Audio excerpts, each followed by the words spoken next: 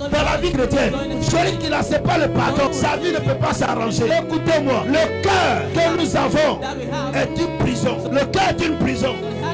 Beaucoup de chrétiens ont abandonné la voie de Dieu. Rien ne s'accomplit dans leur vie.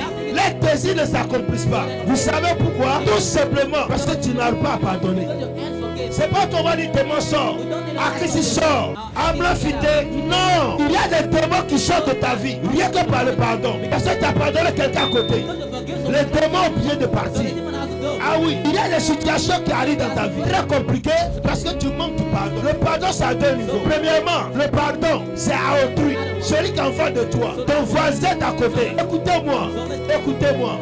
Le voisinage est très important. Tu dois t'arranger pour t'attendre avec ton voisin. La Bible dit, arrête-toi pour t'attendre avec ton ennemi sur le chemin. Depuis que cet homme-là, ton ennemi-là, il te conduit quelque part et qu'il te livre au bourreau, il peut t'avoir en justice. Lorsque la femme du serviteur de Dieu prête devant Élisée, Élisée va lui dire, il faut aller prendre des vases en grand nombre. Mais où ça? Où ça? Chez la voisine, chez le voisin, chez la voisine et chez le voisin. Écoutez-moi, bien-aimé, est-ce que tu as la capacité de pardonner à celui qui est à côté de toi, qui t'a fait le mal?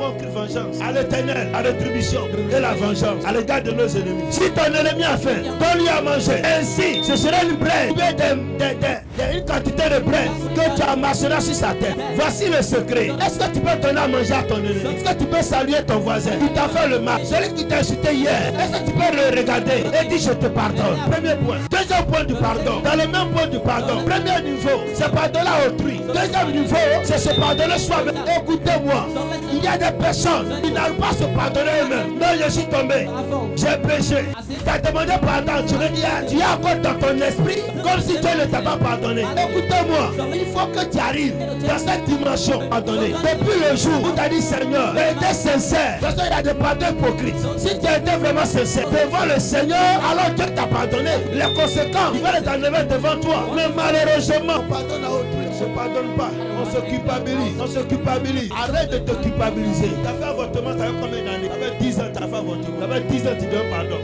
Ton Dieu là, il est fou. Ton Dieu là, il n'est pas un Dieu d'amour, un Dieu de compassion. Jésus est un Dieu d'amour. Il pardonne. Un Dieu de compassion. Il pardonne. Il a la miséricorde. Il te donne sa miséricorde ce matin. Jésus te pardonne encore ce matin. Jésus te pardonne encore ce matin. Ton amen est suspect. Jésus te pardonne ce matin.